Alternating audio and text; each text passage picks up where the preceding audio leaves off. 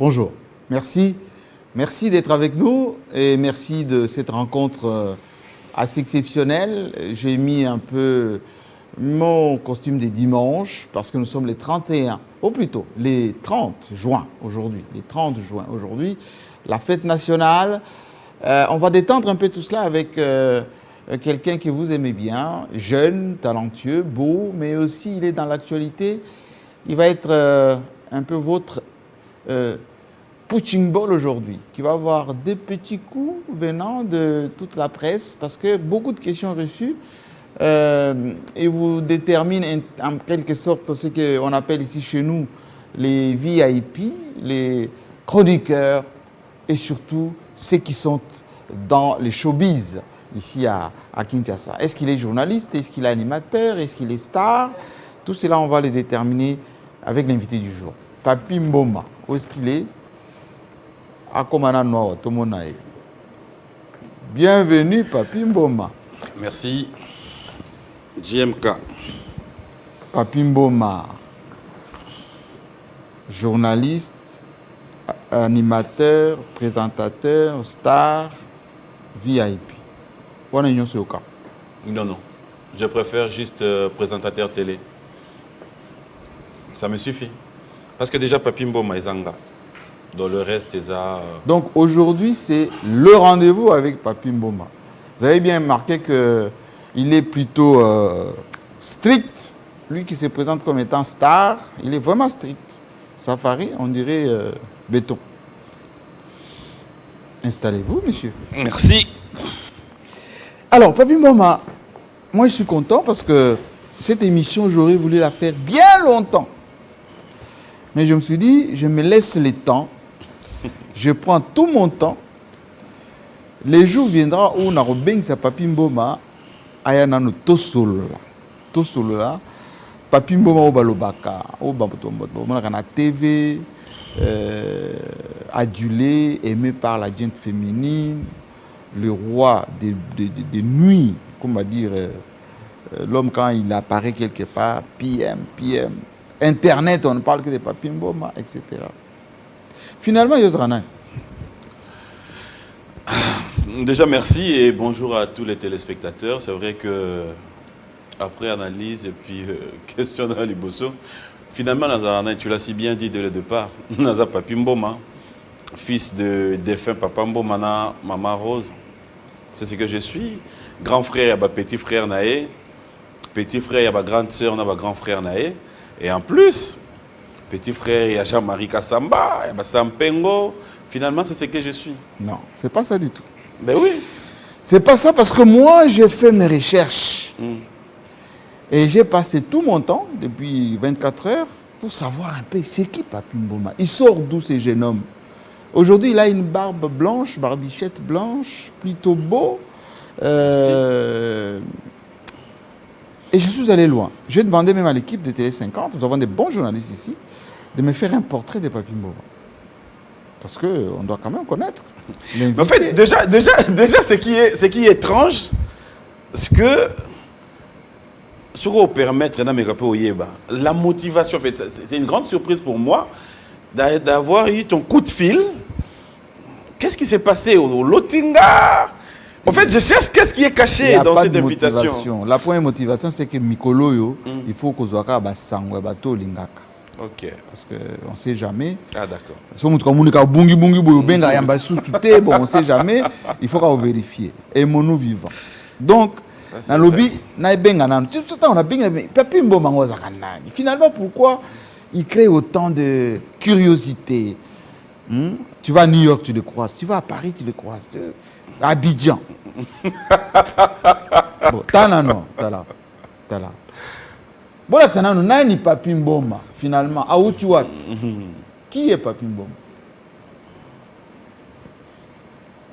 Il fait partie du quotidien des Congolais depuis une bonne dizaine d'années déjà. Journaliste pointilleux, dans chacune de ses interventions, Papy Mboma sait mettre à l'aise ou sérieusement titiller ses invités, dans le grand bonheur de ses téléspectateurs. Son émission culte, B1 Music, est une des plus suivies sur la télévision congolaise et par toute la communauté de la diaspora. Son plateau, devenu mythique, a vu défiler toutes les stars de la chanson congolaise, jeunes ou plus vieux. Originaire du Bandundu, il se raconte que c'est de là que débute sa carrière du journaliste à la radio Kitomisa à Kikwit. Encore très peu connu sur la scène nationale, à Kinshasa, il débute à Mirador où il anime des émissions lyriques avant d'atterrir à B1 où son succès éclate. Plutôt discret sur sa vie privée, ce ne sera pas l'avis de l'opinion qui fouine encore et encore sur la personne de Papy Mboma au point d'en faire parfois tout un sujet d'actualité, enflammant les réseaux sociaux. Son mariage par exemple est suivi dans le moindre détail par le public, de la bague au vœu jusqu'au baiser et l'identité exacte de sa conjointe, tout est passé au crible par les médias en ligne. Au-delà de ces questions pimentées les dimanches à B1 Music, Papy Mboma ou PM, pour les stars de la chanson qui lui réserve souvent un coucou dans pratiquement toutes les chansons à succès, œuvre également dans le caritatif pour soulager tant soit peu la souffrance de ses compatriotes. L'une des personnalités préférées des Congolais est aujourd'hui la rencontre de JMK dans JMK Rencontre. Papy Mboma. Nani. Non, mais il y a quand même à rectifier parce que moi, je ne suis pas passé par Mirador. Congo Web. Dans... Kolongoli Mirador. Mirador est Kangana. Il y avait Raga Plus. Ben voilà. Papy Mboma. Yo, c'est quoi là? C'est un questionnaire. Ozarola nanda kumokona Marus Munga. À Kikwit. Ndekunayo. Ouais. Il y a banda makambo avant. Marus Munga. Azana États-Unis sikoyo. Yo saingo, enfin, lingo za animateur TV ningo lingaka. Pour copier Marus Munga. Ben après pourtant vous êtes na bomba muta ayebaki ozala te. Ah wana yonde mto s'est renseigné te. On s'est renseigné te. Après pour ma petite histoire par rapport par exemple à Marius, c'est un ami, un frère avec qui on a grandi ensemble. Papa d'Aki, commissaire sous-régional à Kikwit. Nous avons un père. Voilà. Et après, bien sûr, on a Mumbala. Il s'est fait que Ngala Kenda, Nazana Kikwit, papa commissaire sous-régional, et après, Tangu Afdel et Roya, avant même qu'on y arrive, Ngala Kenda y penda petit séminaire na Kinzambi. Deux ans face à Moutouan Ngaza Sango. Yo Sango. Ouais.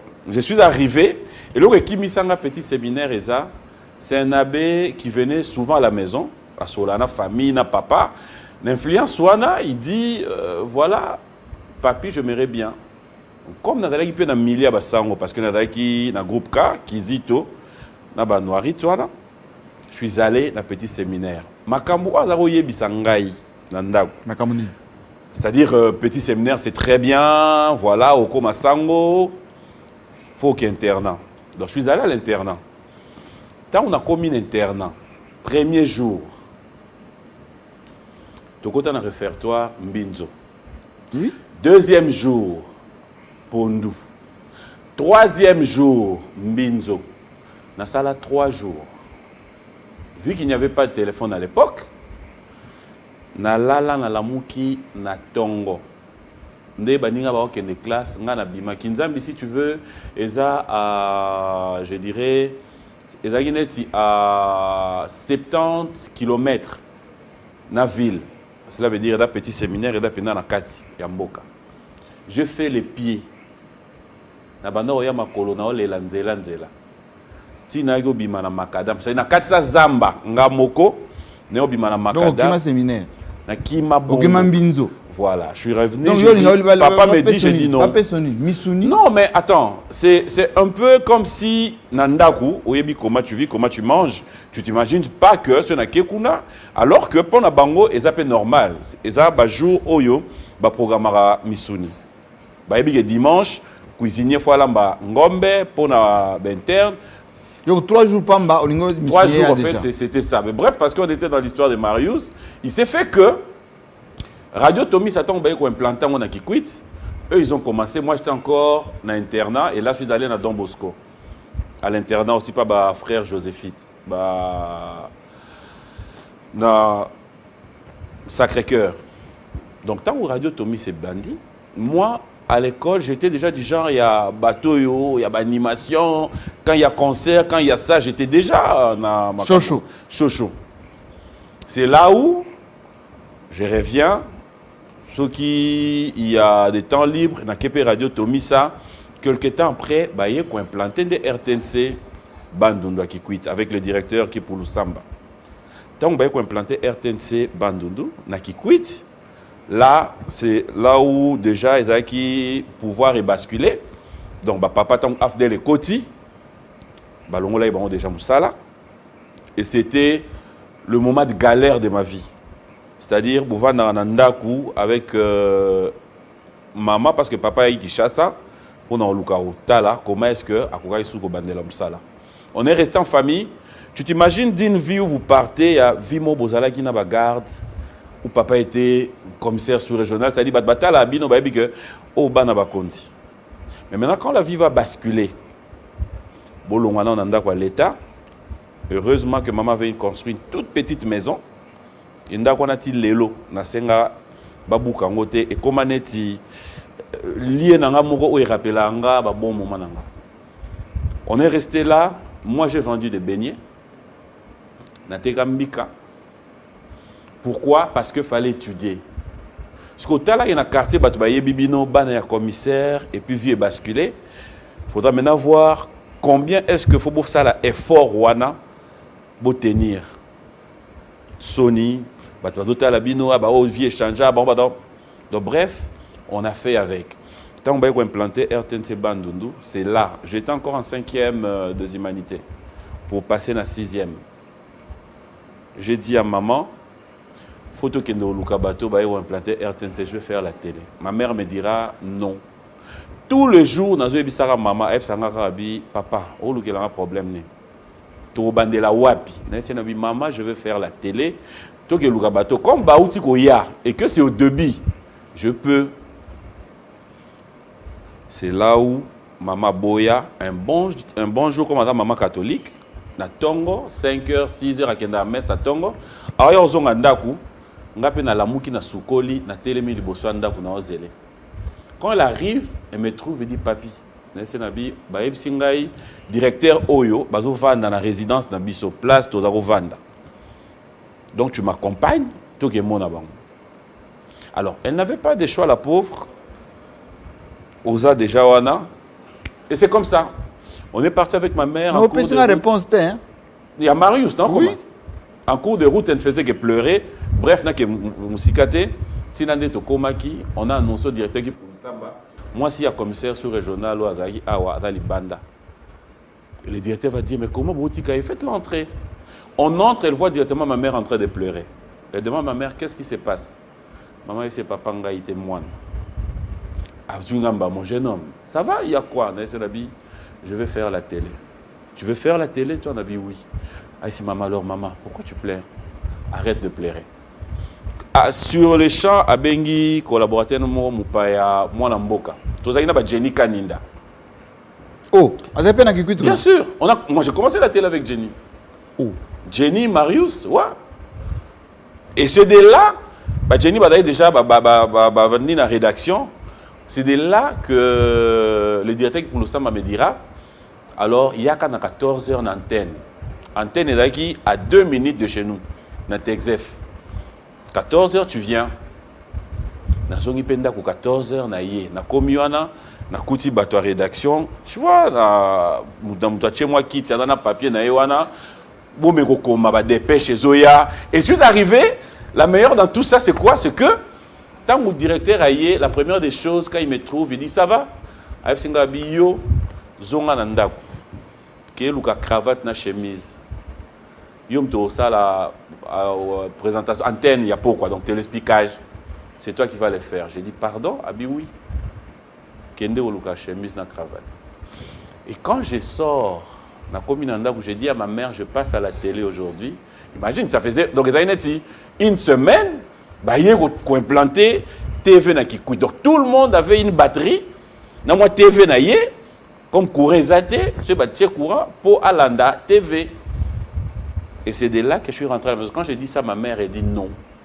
Mais c'est maman, c'est épisode de Boma. Voilà. Donc, Marius, oui. a yépé Kokota, RTNC. Et on a commencé comme ça, à évoluer. Vous avez là un Bien sûr. Marius, notre épisode tout à l'heure, c'est plus qu'un frère. Je connais toute sa famille, il connaît toute ma famille. Je ne sais pas comment expliquer. Tu vas en soi Marius après. Tu vas après. Voilà, donc c'est un peu ça. Mabandawana et puis voilà. Après. Non, pas de problème. Yo qui est bon masiko. Comment ça? Na qui est bon matin. Na yé Kinshasa. Na qui est Ipen. Na bani Gotanga. Na bani Gotanga na Ipen. Na zo évolué. Il s'avère qu'avant na temps na qui est Ipen, na zo combiné na zo Tanga. Ba fungoli Raga Plus. Avant c'était déjà, je côtoyais Nati, Kaki, Zéfi. Où tout le temps, toute la nuit, tant qu'on a une émission na bango na Raga, il y a Radio, une émission qui a fait parler. De temps en temps, j'intervenais, je venais. Après, je suis passé vite fait Antenna, mais Antenna, c'était à l'époque à Jingnawej, je ne suis pas resté. Tant qu'on a eu Raga Plus, il y a mon oncle paternel qui était à Matadi, qui me dit, il y aura vacances dans Matadi. Na ke vacances dans Matadi. Tant on a commis vacances dans Matadi, c'est là où na vandi na ke ko visiter Radio Télé Matadi RTM. Il y a chez Tonton. Na comment on a visité, j'ai trouvé que c'était bien et mon oncle va me convaincre, il dit tu restes ici, tu vas travailler. Na banda émission na Matadi, ambiance ba na Matadi. C'est là où j'ai commencé un peu voilà. C'était le rendez-vous ya ba na Matadi. Bon, pas bien bon. Matadi, monsieur Ngovado a découvrir nga à Senginga na yo travailler na Boma. C'est comme ça que je me suis retrouvé à Boma. Et à Boma, c'est là où, voilà. Papi Mboma Oyo, c'est plus Congo Web. Ouais. Congo Web. Papi Mboma. Est-ce que vous avez une photo de Gabani Chabani? Gabi Chabani. Chabani Record. Bon, vous avez une photo de Gabi Chabani. Yo, au commis na Congo Web, émission on a usé ça Yabutu. Concepteur na. Ngai. Comment on est?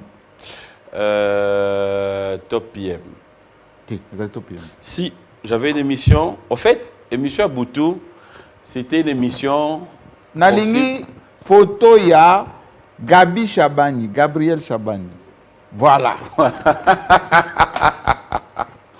Il m'appelait toujours PM. Comment il y a émission?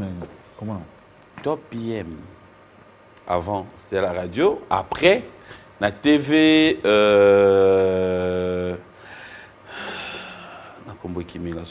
C'était une émission avec Insomniac, en fait. Oui, c'est ça que c'est. Ouais, en fait. Imagine-toi. Bah, émission, tout, il y a Congo Web. Concepteur dans mon âne. L'émission, il y a? Il y a Congo Web. L'émission Congo Web, concepteur dans mon âne. Non, il y a bandé. C'est ça, la réalité. Mais non, il y a bandé. Ce qui est dit, Moutassa, l'émission. Coucou Panou ou Paulette ou je sais pas. C'est vrai qu'il y a des émissions Oyo, concepteur et rose à la Colochaine, présentateur Moutou.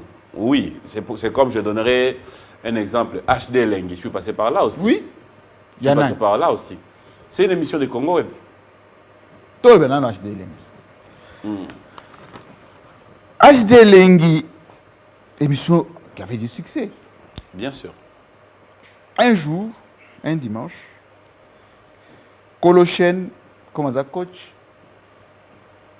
à lobby, n'a pas invité Kofi Olomide. Mais Papi Mboma na Kofi Olomide est Belakati. Na Lingi, et puis comme Papi Mboma avec HD Lingi, c'est le succès, tout donc Papi Mboma il se sent plus, il a dosé Mouké. Atie Willy Kayembe. Non, mais informateur, non. Pona Nini. Ça, c'est la meilleure. Ouais. Patron. Bon, après, c'est comme je le regarde, j'ai trop de respect. J'ai toujours dit merci à lui parce que aujourd'hui, on peut se dire tout ce qu'on veut. Oh, mais il y a hypocrisie, non? Pardon? On a hypocritique. Non, Ayebi. Toto Solanaye, il y a une semaine, on parle, on s'appelle, on parle, et puis voilà. Moi, c'est qui patron. Parce que il a expliqué. En fait, ce qui s'est passé, c'est que là, on a fait l'émission dans le plateau, na Félix Oazé quoi. Kofi Olomide na Félix Oazé quoi. On a fait tango bandi, on a fait tango bandi que au pesi mbwambo aboyi. Mais qu'est-ce que Kofi Olomide fait? Il appelle le patron de la chaîne, M. Gabriel Chabani, pour dire est-ce que Bago Lexa Sport nanga une émission na HD Nengeleka.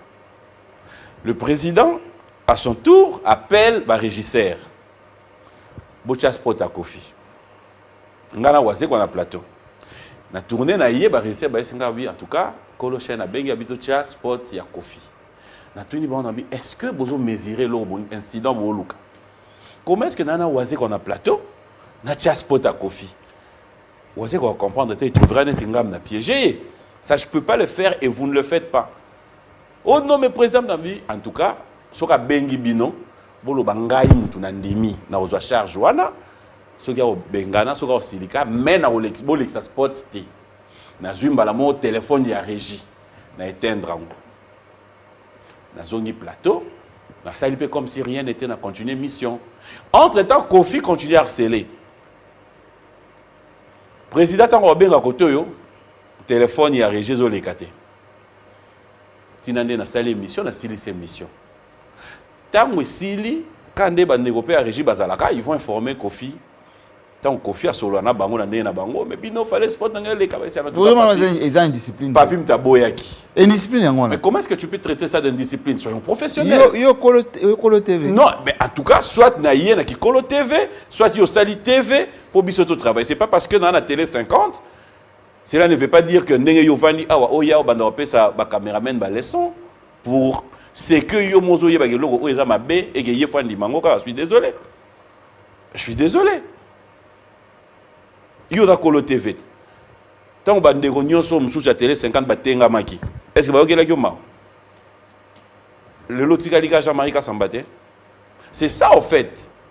Tu es resté professionnel, tu as y avoir une autre équipe. Aujourd'hui, ça évolue. Bravo. Alors, misons ça c'est que Yoko le TV. Yosko Micha Yoko le TV. Ngai mna ça l'émission professionnalisme na yo. Expliquer comment yo na makambo na yo na Kofi.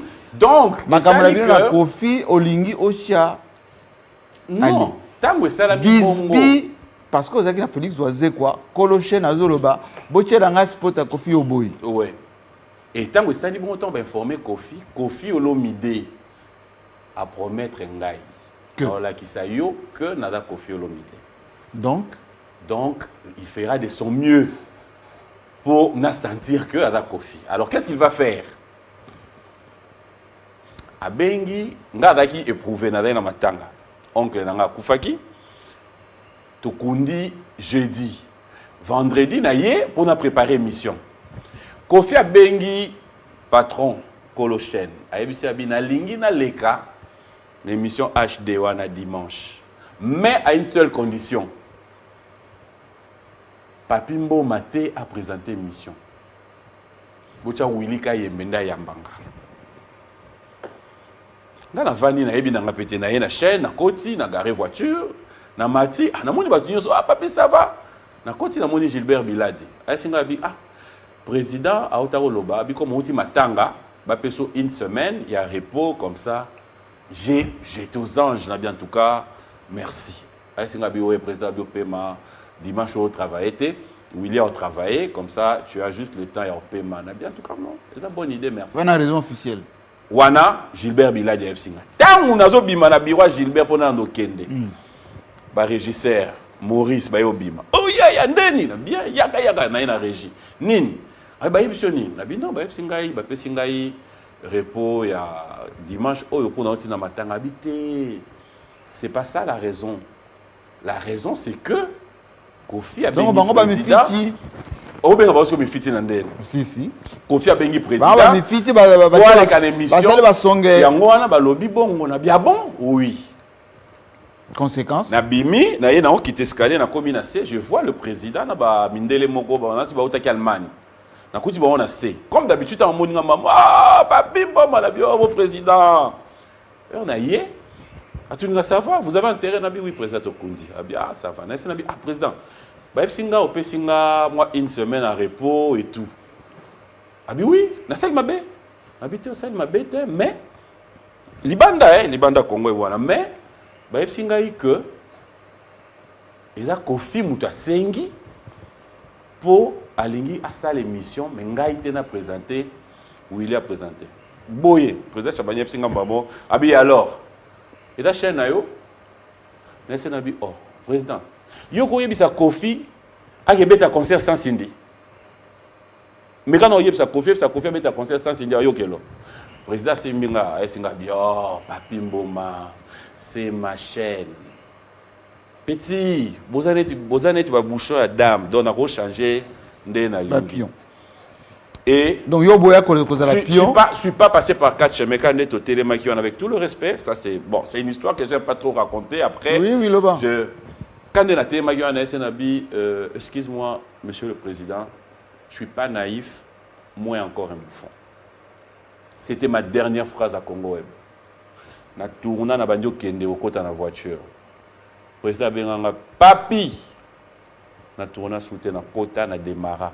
Et jour en haut, si tu te rappelles, quand on a démarré, moutou bandio tourné nga. Bato liboso na yo moni zaki yo na sampengo mbei na grand hôtel. Yo na komezo ki sport, to tika na sampengo.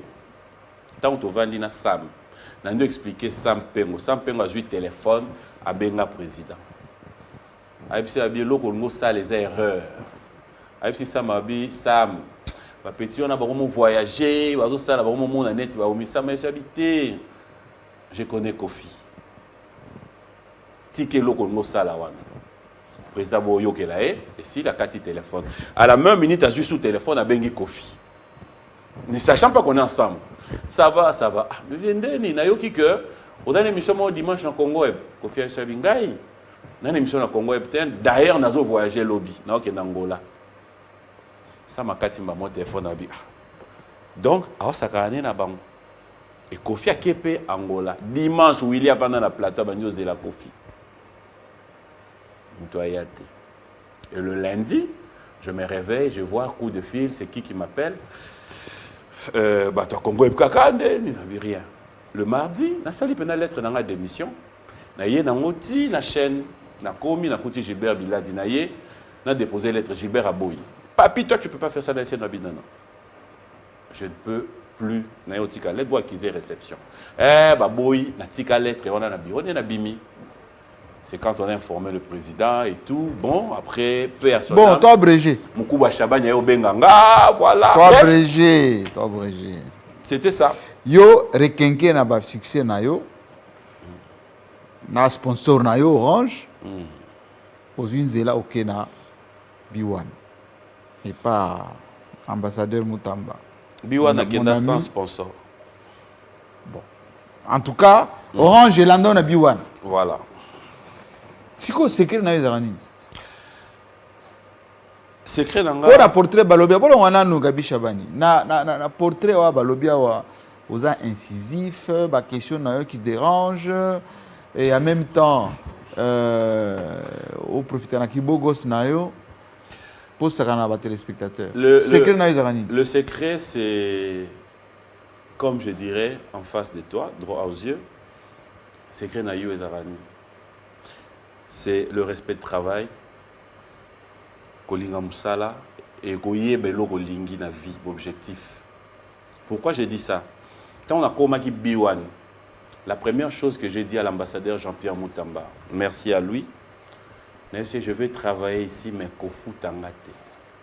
Kofu Tangate? À tout nanga, pardon, oui. Je vais travailler à Biwan, mais ne me payez pas. Abi, tu vas faire comment, Abi, justement, na lingi kaka, on dima, on travailler, ceux qui sponsorent aïe, aux 60% parce que matériel, Biwan, je prends 40%. À tout nanga bon ceux qui sponsor a été na biso qui sponsor a été j'accepte na vanda bongo. En fait, kokenanga na Biwan c'était le début à moi prise de conscience moko ou peut-être les lots qui se posent la question, mais ce gars, comment il gagne sa vie, comment il fait, comment. Pour na Congo, parce qu'il y a une carte. Voilà. Donc, aux zones où il y a une carte. Ouais. Pour un homme sur les choses bien. Mais vous avez une carte. La dernière voiture que j'avais, c'était la Mercedes E320. À l'époque, paix à son âme, le fait défunt Mundabi. C'était la voiture qu'il avait, c'est ce que j'avais. Donc, bref. Et ça dit que, tant que Sali Bongo, ambassadeur Jean-Pierre Moutamba, ok. Moni ok na ya loba nanga, le loto ok de 6e année. Ok wana loba nanga boye. C'est là où j'aime la grandeur de cette personne, la force de sa parole. Ok wana loba, yango sala marati lelo. Donc orange yé, bras congo yé, et ça vous doutez que mbongo le gana. Na lobi abusate. Et yango na lobit. So na abusate mbelo orange ezate. Donc mbongo le kapete que le kino na biwa na po ba pesi papi non. Tout ça li ba calcul à montant tel et kokapo na biwan à montant tel na sali papier na nga na tien numéro à compte na nga na tini orange. Donc mbongo et le kakambala moko et pas ya papi.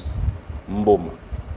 Ce que so sali ka calcul il y a 40% net ya orange, au sali 40% net ya Upfront Technologie, au sali 40% ya Bras Congo, au sali ce que 5 c'est 40% en nos yeux en gros.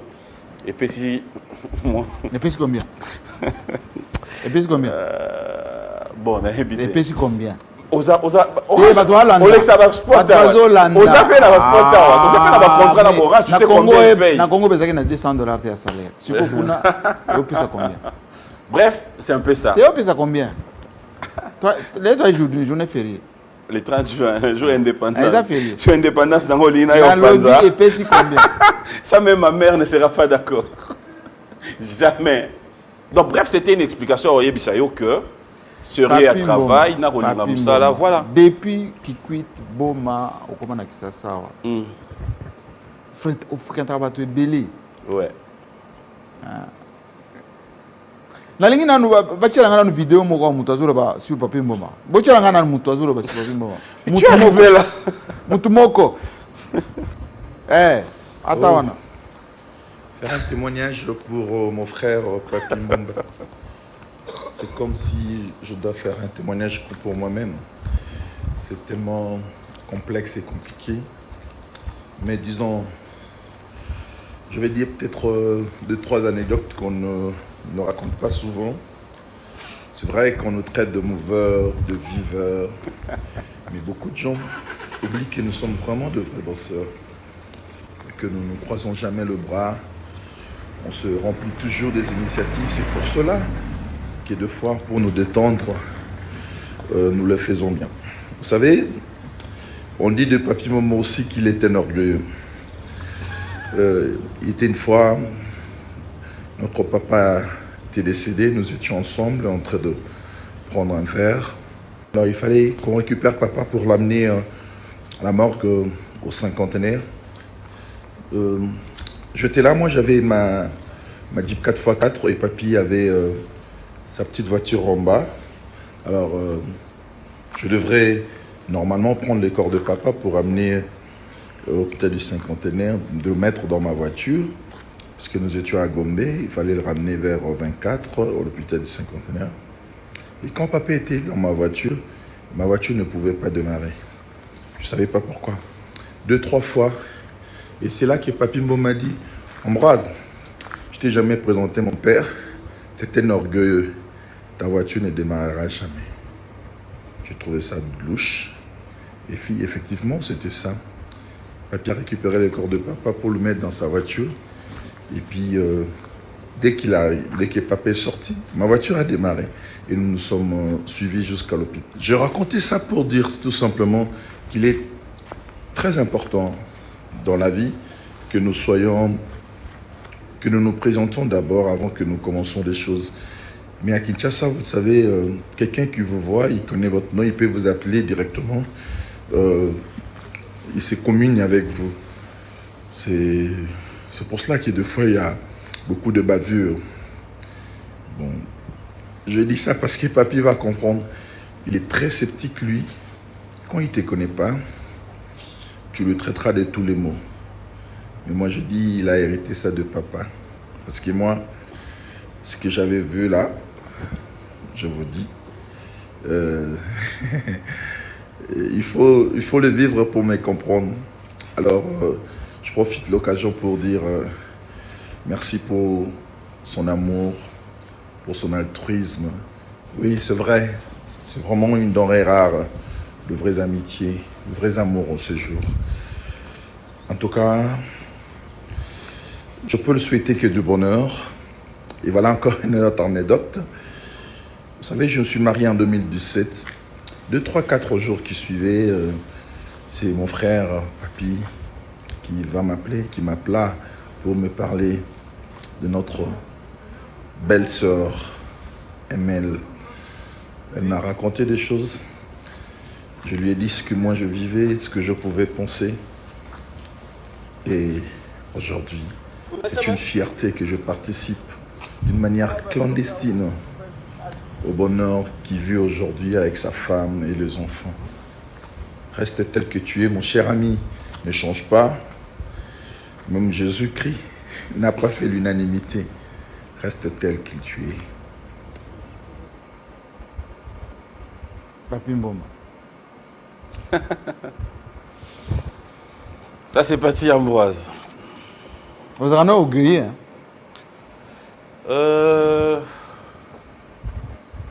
Neti ngana onde tovandi abatu watanso banda bakolo bafenda na nyonge. Donc ya yoku tuko. Moni question tu nanga. Na lobby. Neti ngande mu na poser ba. Neti mudo teka fufu masangu. Papi. Mais amona masangu pa ba Nani voice. mutu a poser question. Yonga pela tu neti ngana yo. Na lobby. Nani pena banda ba jo ador gay. Yo tu basuka abongo te balo. Mde baloba. Mulubo penda gay ya mi. Ba cheno muluba. Biso tout oyebi baluba déjà borgueillé na apparence. Après si quoi? Oh le banc pour pas katango ba tchanga na ba vidéo. Non, non, non, non, du tout. Ba katango place ba katango. Pour pas ça non. Pour pas display partout. Non, c'était pour dire ça c'est juste pour Est-ce rire. que vous Dans ma avez parenthèse, non. Ça non. Ce qui est vrai. Oh nini ulinga kaka ola ta bien, carré a bien, aucun de ba boîte a bien, ba restaurant a bien, vous voyagez na business class. La vie c'est un choix. Alors on a tenu combien de bons vous en compte na au pesingate. Est-ce que vraiment on a combien on a compte? Mais c'est la question. Non, malheureusement. La King temps on poser la question. Voilà, net na compte na siko na cause na $20. Et puis on l'a tu peux beau. Na cause na $20. Donc donc c'est pour dire et ça juste dengue tolobara, c'est une question d'organisation. Si je peux rejoindre Fadi. Savoir ce que tu veux dans la vie. Non, rappelez-le au moko. Les gens pensent que Kovanda na mikolo tant balobara, so ovani na mukolo comme mukolo, bat bazwango kaka peut-être na niveau moko. Mais moi, j'ai des témoignages aujourd'hui. C'est pas parce que vous avez des vanga, les solos au limbi sangana betango. Zoni non. Oui, mais vous tortirez yo na sampengo. Ça dit que dans la vieux mi balé. On a vendu na bango, ba yebi via butu pendate mena memara bango na via butu. Ceux qui na via butu ba bengi nga. Et dabino ngai bokotsanga na mutuka. Biso 3. Ngai yo sampengo. Tina banque. Et ça tombe bien les lopé le 30 juin. Cinquantenaire ya mboka. Vous avez au béton. Té, pour comprendre sikoyo que makambolo banangai ya ozwaka mbongo wapi bien au sala ndeni. To komana bino na banque. Tokota antichambre biso 3 jours wana ndeso net na daki faute na okako solo la bino mibale. Tokota antichambre ngana bino yo ozwa 450,000 ba yeli yango boy dollars ba kituri boy. Sampengo mbey $250,000 ba ya ba chabwe. To vandi biso 3 tokota na bino na voiture to bimana sac. Tokota na mutuka to kenda. Bokiti sanga pa kaki ya kewa. Na tout na bino pendant nos vieux o bosala ngeza ka torture morale bozui là bo pianga rien oui réponse bo pianga c'était dans bon boulot yo o pianga 200 Sam a pianga 500 na pas na tout nos vieux là tout bozui bon bo pianga yango mais j'aime bien il y a quelque chose dont je vous ai dit si bino abi et en avant na bino bosala ça me fait du bien et puis ça a courage à vie courage à bosser. Si tu te souviens, na Lula Cayenne pour une première fois na présence dans la vitesse dans pas na yo. Et le jour où j'ai acheté la Cayenne, Naïa n'a bêté là au solo. Donc c'est pour juste dire qu'après, c'est pas que Nazo Sal et Loro n'a évité. Non, non. Yango peso kanda, ba New York Zolanda landa, ba Abidjan Zolanda, ba Paris Zolanda, ba business class. Bon, voyage, c'est un voyage. C'est ce qu'on oublie. Voyage des années. Au sein des coachs ambassades, au sein des demandes d'affisade. Ba pesio. Je pas plus méliorer, pas plus méliorer. Mais pour pas pesio, ça pas une question qui va avec. Awa, Pachi Ambroise à lobby. Je me rappelle à camarade vrai, ou il y a camarade penda, ou Gozana Bango, normal. Tangeranga ta 5, il y a normal, il y a hypocrisie. Paye à son ami, il est mort. Non. Mon vrai ami, quand je dis vrai, en fait, il était tout pour moi. Comme on est Bolin Chesco, Motomoko bon. Ces garçons, même les amis, au bakola na bango, parce que ngato ibane na kimukolo, babo, bamiso, bakami, tout le monde, badao tourner babi yango yo li kamni na mboma. Bozwinanga, c'était son plaisir. Comme ça, vous hypocrite. C'est-à-dire, c'est pas sa question. Il y a un expliqué. Oui. Au tout n'est vrai. Et si ka oyonga na vandi soit bengi na ozwanga na téléphone té ayebi que na ke place boy na raté na coûté place boy il pouvait pas dormir sans me voir, je pouvais pas dormir sans le voir ayo salanga na j'étais là, c'est et bizarrement il disait ça à tout le monde abinga jour problème yé la ngabino nyonso bo kima membo ma ozala et il disait ça jusque là otanga moko même à sa maman au tout n'est vrai. Bon, les autres, quand tu me parles de vrai... Les autres sont des faux. Non. Il y a des faux vrais. Ben, il n'est pas faux vrai. Non. Au tout ninga il y a 5. Bon, si tu zongi si on a ami oyo kende na vandi boye, on a besoin il y a ami et tu te dis celui-là c'est mon ami à qui je peux compter, à qui on a yebi que et à Boutou il y a na moi à qui je peux compter. Jean-Marie Kassam. Vieux peu ami. Vous avez un camarade à taboulé. Je suis un camarade à taboulé. Non, mais après. Loba tanga. La mère Menda Benga Jikara Petit. Ah. Tanga. Comprendre. Moni, bon, on attend yo mi boy. Tanga. Jean-Marie Kassam. Sans Pengombe. On a continué. Continue. On habite à la 5. 5 amis. Oui. Ah, on check à 5. Hein. Nati Lokole, Jakindala. Jakindala. Ouais. Oebi Ndula Wat. Ouais. Très bien. Banaba Ndula Wat. Bisso. Bokamana Poni. Pour après, ça n'a pas marché. Non. Si. Ça n'a pas marché. Comment il n'a pas idée. Mon âme dans sa idée. Costume. Tengai Mutuna Daro Simba. Ngam n'a financier. Yandula Wat. Ngam n'a Daro Simba Mambombo. C'est la concurrence d'Apollo Moukenité. Non. Pourquoi? Parce que moi, je suis un primé pour battre la Wat. Pour ça, concurrence d'aide. Papi Mboma, vous êtes un artiste, non? Oui. D'abord, cite-moi 5 artistes. Oyo star, oyo artiste, oyo musicien. Star, artiste, musicien. Na... Oui. Na reprendre. Nani oyo aza star là-bas. Star, ça veut dire adulé, connu, archi connu. Comme un peu Papa Wemba communauté, comme Michael Jackson. Ouais, mais on lobby déjà de Papa Wemba. Azati. Papa Wemba, Kofi Olomide, Jibin Piana, Weranson. Voilà, star ou bien artiste? Star na Bisson. Tu parles de nos stars. Star aux dimensions continentales, mondiales. En fait, qu'est-ce qu'on appelle mondial? C'est là où je peux... Mondial, c'est au-delà des frontières. Aucun à Japon, autant qu'à comme on a battu. Comme Papa Wemba au Kufaki, na New York, Bakitsi. Pancarte naïe. CNN allemand comme naïe. C'est tout à fait logique. Nine, combien? Selon you. Mais il y a un autre banaout. Les musiciens à Bisso, ils sont partout dans King Kester. te kokotanga bato bakufa te. Donc pour na yo star et da muto te ba na Japon. lobby non na lobby oyo selon Papi Mboma so oyo penza star. Surtout que côté il y a artiste oyo mbaka bien a bien musique tout ça. To ba na star. Koffi Olomide à star. Je l'ai dit Pourquoi tout à l'heure. Pardon? Pourquoi boyo na te? Pourquoi? Boyo ko na kate yo na. Toyo kana tende. Tant que l'incident de Salama na Congo est fini, quelques temps après, c'était la première personne qui m'a appelé pour me dire que il voulait bien. Nayamba épée d'émission, Nayamba gagne émission, voilà. Là, tout chose na tout kutane na Abidjan tant on toke matanga ya Ahmed Bakayoko. Il y a likolo bien il y a sincérité. Likolo d'anine. L'avantage avec moi c'est que le côté fort oyanga en dehors il y a Moussala. Photo Papi Mboma na Koffi Olomide. Relation d'anga na ba musicien, ça reste vraiment relation moko il y a Moussala. Il y a profit? Non, il y a Moussala. Il y a Moussala, ça veut dire? C'est-à-dire, en dehors de ça, je ne suis pas là à démarrer voiture dans la comme musicien, moi, je vais Melatolia. Vous avez une écurité. Pardon? Vous avez une écurité. Ngai non.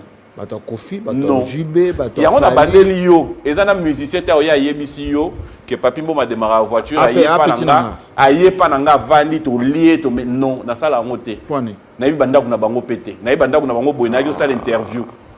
Oui, pas dans le mauvais. Vous n'êtes pas musicien à Kabelo chemise. Je n'ai encore en étape pour on sait que na miyebi sauté. Déjà le musicien ou bien au côté na liste na ye au voyager na suite à musicien. Non. J'ai eu la chance de nous jouer biso. Invité il y a un rappel dans l'Obanao. J'ai eu la chance il y a oye bande banda osenga visa. Voyage au na sala na musicien, voyage na Kenya. On est tu voyage où? Ah c'est quoi? Tu es na Jakindala. Ah c'est quoi? Na New York. Première fois na côté stade dans ville na côté stade. Mais oui, ils ont Super Bowl hein. Ils ont football hein. Ils ont football ils ont un stade Yankee. Dès première fois na côté stade. Donc Papi Mboma musicien jamais azala muka la musicien. Déjà pour N'est-tu par exemple pour mon respect. Non tout ça on vous peut ça va bala. Jona janana. Oyo ezaki 3 ans à B1 Music. Je suis allé fêter à Paris. Dans l'organisation fête à Paris, j'avais invité tous les amis, Bacha Instruments, ils m'ont vraiment honoré. Il y a même Mewe qui est venu. Donc, je me suis dit, na fêté à Watro. Alors que j'ai aussi des fans, téléspectateurs, pourquoi je n'irais pas fêter avec eux? Je suis arrivé sur Paris, j'ai contacté mon ami Ado. Voilà. Parce que j'ai mis jeté ma fleur trop. Parce que... Oui, mais que... En fait, Moussala Zakaka. Bon, Toganan. Hello Papi Mboma, ici c'est Sylvie Beau, ta soeur, ta consoeur. Nous avons réalité c'est un honneur pour moi d'apporter ces petits témoignages par rapport à ton parcours professionnel que moi je suis de manière attentive et particulière depuis que tu nous as rejoints dans la profession. Toi dans la chronique musicale, moi dans la chronique politique, et nos relations ont dépassé les cadres professionnels pour atteindre le cadre familial aujourd'hui. Mais dans tous les cas, je voudrais saluer ton courage, je voudrais saluer ton parcours. Tu as trouvé des grands noms dans l'espace médiatique congolais et tu t'es taillé ta place. Aujourd'hui, on ne peut pas citer 5 chroniqueurs musicaux sans faire allusion à Papi Mboma. Tu as su marquer les esprits, tu as créé ton style à toi, propre à toi, celui de taquiner tes invités pour leur faire sortir la vérité. C'est aussi ça ta particularité. C'est vrai que tu as l'habitude de nous taquiner tous, même dans nos vies de tous les jours. Mais ce que tu fais sur les plateaux pimente encore et ça mène un plus dans l'espace médiatique congolais. Je voudrais bien paraphraser ces musiciens qui a dit Osamoko et Zangana 99 pour Kokassan. C'est vrai que tu as ta place. Tu seras aujourd'hui sur le plateau de JMK. Montre-lui que tu es Papi Mboma. Ne te laisse pas faire. Tu connais son style. Tu connais comment il est aussi taquin. Il faut lui montrer aussi que toi, tu es capable de résister, d'affronter ces plateaux. Papi Mboma. Ah ben tu vois. Au moins, va vivre na Merci Sylvie, Liché Lilié. Au moins, va vivre na va vivre à Versace. Non mais c'est pour te Et dire. puis, à d'autres salles, il y a Ouais. à ça, la vidéo, on a voiture, les eaux roulées, lunettes noires. Vous avez impressionné, banane. On a soulevé Versace, on a lunettes T'es noires. Italie, Non, mais bon, il y a Italie aussi. Ngande Mouton a posé la question. Mais quand je pose la question, il y a Yet, lunettes noires, Nathalie, on a lunettes noires. Versace, Nathalie, on a soulevé Versace. Ce qu'on doit reprocher, Nino Yo Moza, non. Mais va vivre na binango. Ah, Yo Milongo. Tant on a le bec na début de biao. Aux aka frimeur, aux aka orgueilleux. Faut- Yango balobia. Non. Tala nenga za Sylvie Bongo. Est-ce que ça va bon? Si, si. Et bah bio na Congo, Oh. journaliste bazana via bien te. Afin na sima, lunettes noires, net na New En York. fait, au monde de Tuvanino Awa, c'est peut-être quelque chose au Batwa Bossana. Ni. On connaît ni les jours, ni l'heure. Kiaku, Kiangana, Kianga. Nous moni montre wana ya yo. So je on si go bambi na mabela. Biso to chaka ah! Momoni pas yo yoka. Nga na yoka ngote. En fait, il faut profiter de ton temps sur terre. La vie ne vaut rien. Pourquoi dans bomba mbongo na ngai pendant si j'ai une occasion de me faire plaisir. Non, pas ce exemple mon corps. Moi Sinanga, madame. Son premier voyage en Europe, dans sa demande un visa à Yena Moana. Bapesi biso visa. Na kena sombi ba billet ya SN pour une idée d'économiser. Na ya na tche ba billet likolo ya mesa. Na koti na chambre na yo bima moi si ya zui ba billet. Atali abe nga singa bi chéri na bi oui. Abi comment est-ce que quand tu voyages seul, au Bali tout le monde a Facebook na nini, toi tu voyages toujours en business. Pourquoi mon premier voyage na moi na biso photo voyager en économie? La femme Nathalie eti na essayer na bi mais aux en a besoin ça ba chaba na bi non. Et là juste question. Na la te au fait ça m'a interpellé. Na kenda o changer ba billet lobby na mo. O bim sa mbongo somba ba billet.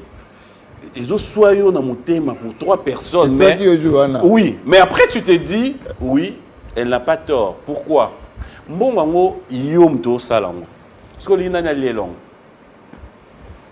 Nani to na yo Papi Mboma. Oui. Sylvie Bongo le bien ça ka journalisme politique. La lingala avec beaucoup de talent d'ailleurs. Mais ce que yo. Vous pouvez savoir la photo moko na moni Papi Mboma na politicien. Oui, na politicien. La politicien. Ah. Bon, tu as une photo à président na biso. Mais tu es allé fouiller où? Oh Té, Papi Mboma na politicien. Té, Papi Mboma na politicien. Obéissez pas politicien. Té, Papi oh moi na taboulé. Papi Mboma na politicien. Enfin, si vous avez une photo à président na biso bo chaka na total. Total. Oh. Ba ko lebisi biso photo na président na biso. Mais yo Papi Mboma et pas Mutamba, Mutua Joseph Kabila. Il Moutouya. n'y a pas non, ambassadeur ne met pas Joseph Kabila. Oui, mais quand voilà. tu dis Moutouya. Kalakalate na monaki yo. Na fête privée, hein, il y a président na biso. Pourquoi mi coller serré. Pour ça qu'on a parlé de la nation. Tu es dans Salara. Pour ça qu'on a parlé de la nation. Je te demande que Kingakati, tu dois ça na Kingakati. Ngani na poser la question. Ngapi na tuni. Eh, na répondre. De yokanagi Je na pas na yo, na répondre. Yokanagi awa te que Lelo, yo tuni ngana tuna te. rien. Lelo ngana mo poser la question. Yo ki na monaki ozo coller na maman, na papa. Pour ça qu'on a cité Union africaine, Et ça là toujours essayer mo konzi ayeba on a kombo na o. Na dafa na bino. Tu te vois nos téléphones sonner et le chef appelle. OK sur la kuna. Et là les kelembat. Au plus la réponse est Na ça la kuna te. Et ça là que dans une soirée na Vanda Boé, et là il y a un musicien chrétien, bah ça là Nzembo Moko, Mike Kalamba, c'était pour pas présenter chef de l'État. J'ai été invité aussi Naya devant Dipeka Boé normal. À un moment je vois dans la Boé président Vanda Kuna Liboso biso to Vandi Koto. Amoni président Tchenga Boé. na telemi na ye na tourner amoni aserenga liboko abandi ko betela nga masolo ya bémission na nga alandaka na TV na TV na betela solo naza kutu na ba photo tango kutu ba sala na campagne électorale ba koma na kindu ba wala émission na nga. Donc bref, abandi ko betela nga masolo asala HD lingi bien émission ya B1 musique azobetela ngo tu solo yalanda B1 musique azobetela ngo tu na li solo ya dimanche dernier nenga landa ki émission siko azoyebisa nga binet ba mic so juillet faux asinga bi j'aime bien quand je te vois avec Kofi bref azobetela masolo ya émission nanga tout est parti de là voilà tout est parti de là. Et après, bon voilà, et comme net toujours à ça les discours, on a été à ces discours, je vois coup de fil. Lina, Madame Lina Mouvaro qui m'appelle, il dit papi ça va, tu es où dans l'Andakou. Ah bien écoute, après le discours, il y a président, tu es aux Andakou et dans mon barbecue Morizawana, mais c'est vraiment restreint, bah tu vas être bel été. Tu es invité. On a passé de bons moments. Après, tout est un peu solo. Papi, ça va, tout va bien. Après ça, dire combien? Pardon? Après ça, combien? Non. Pourquoi on a posé la question de répondre? Oui, mais on a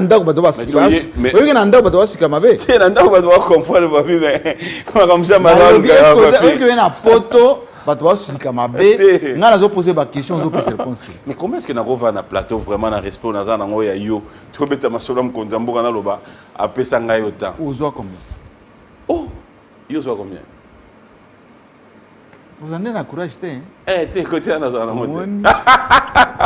non mais après nanga na to yebi ndezala so kuté na no photo jikaka na fachi so kuté na mukonzi tu kuté na mukonzi apesa combien? Yo le bananga que boza ba cousin. Oui, je confirme. En tant que cousin na pesa ko. Wana makama famille ba kota kata. Na on est nazo poser. Boyo makamna biso yo. Yo muto libanda. Na yebisa o. Ce qui est vrai, na yo nanga to yebi so kutani na mukonzi. Basonga jamais ndengo yaki. Mais pourquoi Sony Kafuta lobi ke balon barate? Na lobi. Sony Kafuta. Nga cousin le ki na ye mwana tata moi si to ngam na ngenda ko tika e jour akendaki. Photo na ye. Wapi photo jikaka?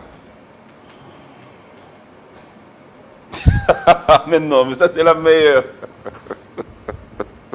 Papi Mbom. JMK. Non mais après, tant au Vandara, quand tu regardes, ça je dois te le dire aussi sur ce plateau, tu as donné du goût à ces métiers. Moi personnellement, c'est sans te flatter, tu m'as donné un courage au comprenant raté. Le musicien que je reçois sur mon plateau, merci Nabango pour la confiance, tous les musiciens.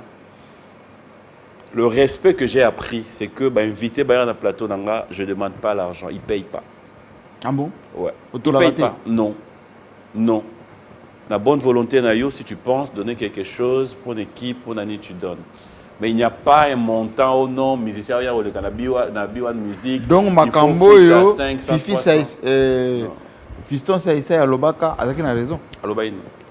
Qu'il faut pas que l'animateur, les journalistes, va inviter.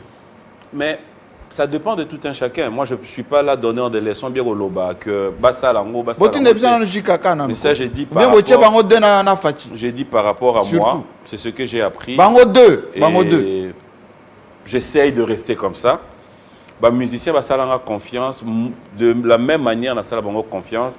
Ils m'ont toujours honoré. Quel est ce musicien qui t'a déjà donné de l'argent? Qui m'a déjà donné de l'argent en termes de cadeau.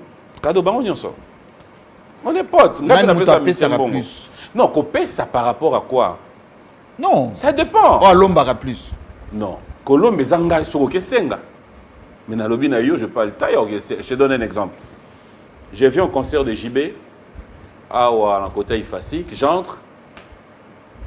Abani dans concert na telemi na hall zokande ya zalaki na simabwe abimi era oya pour les kamonanga sans complexe jiba zonga maman abi na bani na ndulete akoti bon na poche tac tac azu 1000 balles à pesinga 1000 balles nese na bi oh merci abia omoni ba mbongo yo et un bon outil na poche na pesu yango parce que to kuta no boezwa na se na bi oh poani abi poche na gebeta concert moi ba mbongo ba pesa ka ba ya parole sur ba concert to ye ba rater ce qui est un bon normal to ya normal té mais au moins ça me fait plaisir de te voir à mon concert. Papi Mboma. Donc voilà. Écran. China Rambo. Moutatika silence na défaut. Commentaire. Le président honoraire. Ponayo. Commentaire. Pardon? Ponayo. Commentaire. Si on a le bit.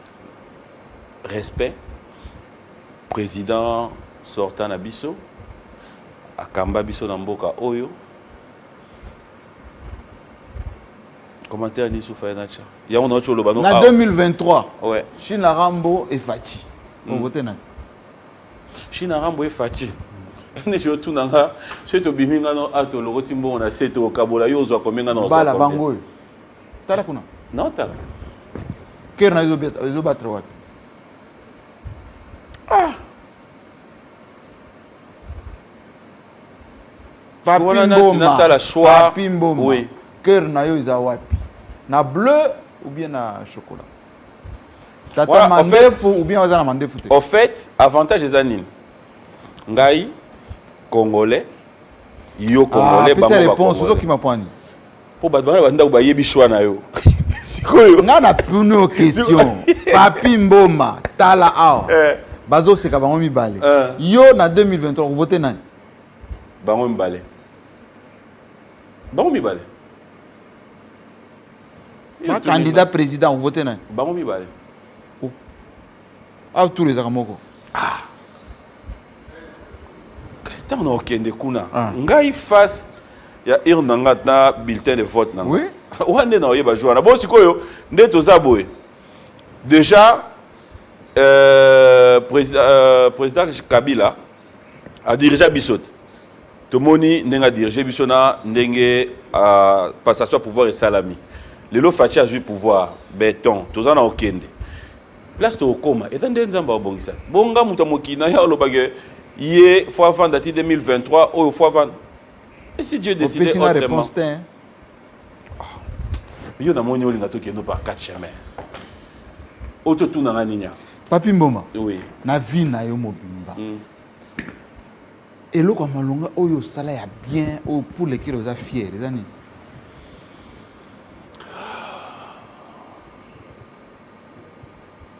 Eh, vous avez quoi? Tu es tellement belle. Te moko. Quand j'ai supporté mon père à l'hôpital. Ça c'est naturel hein. Ouais. C'est quoi ça la montée des responsabilités? Voilà. C'est quoi yo tout nanga ne logo oyo il y a bien. Et nous avons regretté d'avoir fait oyo ce qui le souhait bandé les ça ensuite. Et là on a regretté que ce que bandeli na osala sauter que s'il faut comme on dit nini s'il faut question on doit comprendre erreur sala na vie na ou bien moi libako tout ou bien on a ça pinza mabe na zone ça ensuite et là qui jour oyo na vanda na lobby na do bala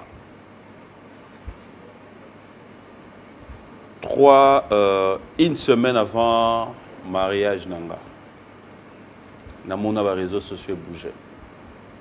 Oui. Ouais. Ah vidéo wana. Ouais. Ça c'était le plus c'est-à-dire choc il y a vu nanga. Ozonga sauté. Échanger vie na. Bien sûr, kozonga les a kosani, les a mutasala ngo nanko. Te ba les qui prémédité. Bah ils avaient calculé. Et là qui calculer. Ah, kasi ne pe yo vanda boye. Et goza. En fait, ce qu'on oublie c'est quoi? Parce que ndenge po zaboye. Oza pe la passer na omo. Papi Mboma. Tout ba on y attend ngo be non calculer. Il faut tous se séparer siko. OK. Quelqu'un m'avait dit qui écrit tout à l'heure Papi Mboma. Et l'organiser un net sénégalais, net rwandais au Ottawa. Oui, mais c'est vrai, on m'a toujours dit Tant qu'AFD, les côtés d'un début, on souffrait pour ça. Même mes sœurs, on nous traitait des Rwandais. Chose normale. Bah, origine exacte. Non, je suis du Bandundu. Nabotama na Boulungu. Parmi les questions qui dérangent aussi, hein. Vous voyez, Papi Mboma, Azarabo gosse, il paraît que. Mibal peut. Non, ça non, clair. Gabi, il paraît que Mibal peut va draguer Papi Mboma. Ah, en fait, question là, tout le monde déjà, mes réponses dans le est choqué au thé. S'il te plaît. Plaisir n'a pas sur Nazalagi, Oyo Batwalinga, Wana. Mais les beaux pito, ça, il y a une rétrocession en bon. Chaque fin du mois, beau pito na Congo. Faut passer il y a une rétrocession en bon. Ogi Penage, au TV en bon, beau pia papi bon. Point. Pour Bangabazo, Bakaba déchirir. Ogi Penage, Jomo, Bameme, l'hôpital, ka déchirir. L'hôpital, Penage, on s'est permis de jouer, on côté la vision. Papi Mboma, tout ce qui s'en a noir. On a Tindega. On a une image Moroboui, va faire pembe. Au loué bien d'ailleurs. Les voitures, c'est mon fort en fait. J'adore les voitures. Que louer voiture est dans un paix normal. Que somba paix normal. Le premier cadeau que j'avais offert à ma femme, après tout ce qu'elle avait enduré, après tout ce qu'elle m'a montré comme amour, c'était une range que je l'avais offerte. Donc, cela veut dire que nako yapé na mouton. Na grand frère, na mituka, ba grande sœur ba mituka. Nako ki soit voiture à grand frère na ngata. Ba koma jamais wana ba komi o ya grand frère n'était. Na c'est na tambola na ba grand donateur ba pesa parce qu'il paraît que na kiss da kin bolingi ba grand donateur trop. Nani mutu apesa yo ya plus. Mutu apesa nga ya plus, ça veut dire la rébellion. Mbongo. Mbongo boy. Première fois la vie nanga, mutu apesa nga mbongo boy na vandi. Paix à son âme, c'était Lando Batibuka. Ouais. Lando, et là encore, c'est comme on est en train de pleurer, Tété Kaboué. C'est parmi les amis, les gens qui m'ont témoigné l'amour de l'air vivant. Navana na obala na la Béatrice, na mona coup de fil. Ngana eto do benga na ba biffé. Excellence Guy Luando Place Aza. Force à toi aussi. Ayebi code wana ya biffé. On était, si on devait parler, rire, c'est obligé à biffer. À tête aux yeux, avion, toqué, poteau. C'était ça. Il m'appelle, il me dit, Papi, aux Nabi, dans la Béatrice. Il dit, oh, la chance. Nabi, Nini. Nabi, tu es un frère, tu es un ami. Jeep, Nangé, tu es coma. Je ne roule pas avec Naoya ticket long pour un mariage. Et il est venu jusqu'à là me déposer ça. Tu es dans l'émission Oyo, Papi Mboma. Il a posé que c'était opposant encore. Là pour permettre à la poser une question. T'es mon coca. On est d'accord, il y a beaucoup de choses. Le tour n'a été. T'es ça qui doit comprendre le pédé dans sa émission à Biwan Music mais ah. Question Oyo. Emploi du temps ils ont dit. Gaï. Emploi du temps par rapport à nous. Du lundi au dimanche. Du lundi au dimanche. En tout cas, l'avantage que j'ai, c'est que je bosse que le dimanche. Avantage donc dans la semaine tu dors. Avantage dans un angle. Ce qui fait que la semaine, avec mon équipe, on a un groupe. On prépare toujours l'émission parce que nous avons des rubriques qui demandent à ce que vous devrez faire des interviews. Vous devez préparer la semaine. Mais aussi, la semaine, j'ai des rendez-vous. Par-ci, par-là. Il y a des camarades de Belé. Mais si vous pouvez revenir à Boya, un frère, un ministre, à Boya. Qui te fixe rendez-vous, dit non mais tu peux m'accompagner. Émission Sili. Émission Sili. On a retourné aux questions. Nine. Hein? T'es ce qu'on autorise. Autorisé. Ça va. Autorisé. Comment moi sinon? On a plus de réponse tant on a. Papa. Émission Émission Sili. Merci beaucoup, c'était un plaisir. Tant on a une émission on a plus. Nous allons répondre. Oui, ça va aussi. Poisal. T'es moi bien au moins on peut moins compliqué. Poisal. Mais vas-y, c'est son nom. Oui bien été. Tanga comment Maman Brenda té. Nani? Maman Brenda oui été. Mais Brenda, j'ai ma fabrication. Maman Brenda. Maman Brenda nani? Maman Biala. Nani? Mabiala. Pour le bagarre, bon, fallait te forcer. Le baraté. Émission Esili Kende. Émission Esili Kende. Pesa. Ah. Maman Rose Mboma. Bonjour et bon dimanche. Ah, wana mabanga. Ah, mabanga ezakate. Te wana mbote na ye. Kende. Au revoir, Papi Mboma. JMK. Ya Maman Brenda. Au revoir.